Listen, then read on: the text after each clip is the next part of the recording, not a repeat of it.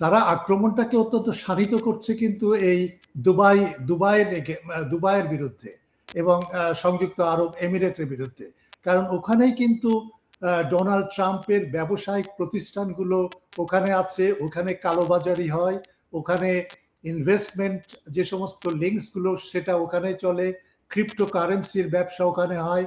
আর একটা যেটা সেটা হচ্ছে অ্যামাজনের একটা বড় ডাটা সেন্টার আছে। আজকের খবরে শোনা গেল যে ইরানের হামলার কারণে ওই ডাটা সেন্টারটা নিষ্ক্রিয় হয়ে আছে, তারা কোনো সেটা এখন বন্ধ আছে। ইতিমধ্যে হিজবুল্লাহ এবং হুতিরা তারা আক্রমণ শুরু করেছে, বিশেষ করে হিজবুল্লাহর এই আক্রমণ সম্পর্কে আমি একটু বলি। সেটা হচ্ছে এই যে একটা ক্যাবিনেট মিটিং চলছিল গত কালকে কি পরশু, এবং ইসরায়েলের ক্যাবিনেট মিটিং, এবং সেই ক্যাবিনেট মিটিংয়ে তারা সিদ্ধান্ত নিচ্ছিল যে লেবাননে আক্রমণ করা এবং হিজবুল্লাহর বিরুদ্ধেই আক্রমণটা পরিচালিত করা। এই খবরটা কোনোভাবেই যেভাবেই হোক না কেন হিজবুল্লাহ জানতে পারে এবং তারাই আক্রমণ শুরু করে ক্ষেপণাস্ত্র দিয়ে। এবং আজকের একটা খবরে জানা গেল যে ইসরায়েলের পদাতিক বাহিনী, সেনাবাহিনী আক্রমণ করতে চেষ্টা করেছে লেবাননের সীমান্তে পদাতিক বাহিনী, এবং সেখানে 3টে ট্যাঙ্ক ধ্বংস করে দিয়েছে হিজবুল্লাহ বাহিনী। এইরকম খবরগুলো টুকরো বিচ্ছিন্ন বিক্ষিপ্তভাবে আমরা শুনতে পাচ্ছি। হুতিরাও সেটা করছে। বাহরাইনে একটা খবর পাওয়া গেছে যে সেখানে মানুষ বিদ্রোহ করছে। সেখানে 80% জনসংখ্যার 80% হচ্ছে শিয়া ধর্মাবলম্বী এবং তারা বিদ্রোহ করছে। বিদ্রোহ ঠিক না, একেবারে তারা মানে রাস্তায় নেমে এবং চূড়ান্ত বিদ্রোহের দিকেই যাচ্ছে। এই খবরটা জানার পরে আর একটা খবর জানা গেল যে সৌদি আরব তার সেনাবাহিনীর একটা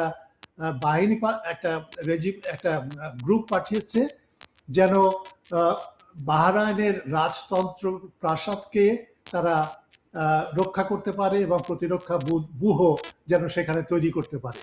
অর্থাৎ এবং ইরাকে যদি যায়, আমি সেখানেও কিন্তু বিক্ষোভ হচ্ছে, পাকিস্তানে বিক্ষোভ হচ্ছে আমেরিকার বিরুদ্ধে, কাশ্মীরে বিক্ষোভ হচ্ছে প্রচন্ড তীব্র গতিতে, এই সমস্ত বিক্ষোভগুলো হচ্ছে।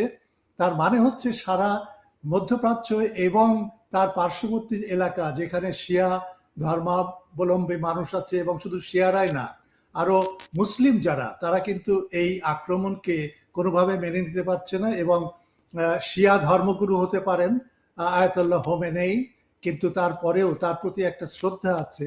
সে যেভাবে সৎ জীবনযাপন করতো এবং অত্যন্ত সাদাসিধে জীবনযাপন করতো, এবং সে এগুলো জানা যায় তার যে বাড়িতে সে বাস করতো তার অভ্যন্তরে এখন ছবি পাঠানো হচ্ছে, ছবি আমরা পাচ্ছি, এবং সেখান থেকে দেখা যায় যে এটা অত্যন্ত সাধারণ একজন মানুষ ছিলেন তিনি, তার জীবনযাপনের যেভাবে তিনি জীবনযাপন করতেন।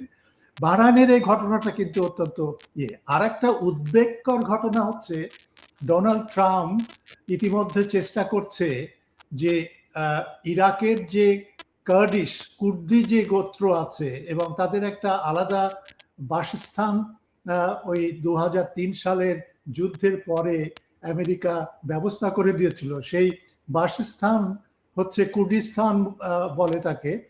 এবং এই বাসস্থানে এবং কুর্দিদের সাথে আমেরিকা সলা পরামর্শ করছে। কুর্দিদের 6টা নানা ধরনের সশস্ত্র গ্রুপ আছে এবং তাদের সাথে যোগাযোগ করে আমেরিকা চাচ্ছে যে তারা যেন ইরানকে আক্রমণ করে, এবং তার সাথে যুক্ত হবে ইরানের যারা কুর্দি বাহিনী, যারা ইরানের পূর্বাংশে আছে, তাদের সাথে মিলিয়ে এই একটা পরিস্থিতি সৃষ্টি করার চেষ্টা করছে। কিন্তু ইরবিল বলে যে আমেরিকার ঘাঁটি আছে সেটা কিন্তু আক্রান্ত হয়েছে, এবং সেখানে ইরান না, ইরানের যারা প্রক্সি, যারা ইসলামিক রেজিস্ট্যান্স বলে, সেই ইরানের প্রক্সি তারা 23টা ড্রোন আক্রমণ করে ওই আমেরিকার সামরিক ঘাঁটিটাকে প্রায় পর্যুদস্ত করে ফেলেছে। ইরানের ক্লেইম হচ্ছে, তার দাবি হচ্ছে এই পর্যন্ত 580 জন আমেরিকান সৈন্য মারা গেছে। তো এটা আমরা জানি যে হ্যাঁ, এটা যুদ্ধের সময় সবচেয়ে ক্ষতিগ্রস্ত হয় যেটি সেটা হচ্ছে সত্য। সুতরাং ইরানও হয়তো মিথ্যা কথা বলতে পারে সত্যকে ধামাচাপা দেওয়ার জন্য, অন্যদিকে আমেরিকা বা ইসরায়েল তারাও এটা করতে পারে। কিন্তু ব্যাপার হচ্ছে যে একটা একটা ঘটনার কথা আমি বলি। কাসেম সুলেমানি, জেনারেল কাসেম সুলেমানি, ইরানের যে জেনারেল, তাকে যখন হত্যা করা হয় তার বিরুদ্ধে সাংঘাতিক রকমের একটা বিক্ষোভ হয় এবং তিনি ইরাকে আক্রান্ত হয়েছিলেন এবং সেখানেই মারা গেছেন।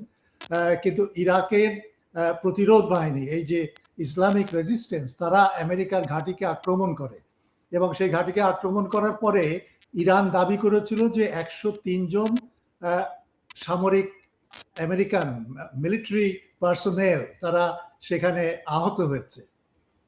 প্রথমে আমেরিকা সেটা নাকচ করে দেয়, বলে যে না, আমাদের সব ঠিক আছে, কিছুই হয়নি আমাদের। কিন্তু তার এক সপ্তাহ পরে জানা গেল যে ওই 103 জনকে সৌদি আরবের ট্রিটমেন্টের জন্য পাঠিয়েছিল আমেরিকা এবং তারপরে স্বীকারও করে নিয়েছিল। সুতরাং কে সত্য কথা বলছে, এটা এই ইনস্ট্যান্স, এই ঘটনা থেকে আমি বলতে চাই যে আমি আমি ইরানের পক্ষেই আমি থাকবো এবং ইরানের যে দাবি, হতাহতের যে দাবি, সেটার প্রতি আমি মনে করি ইয়ে করব।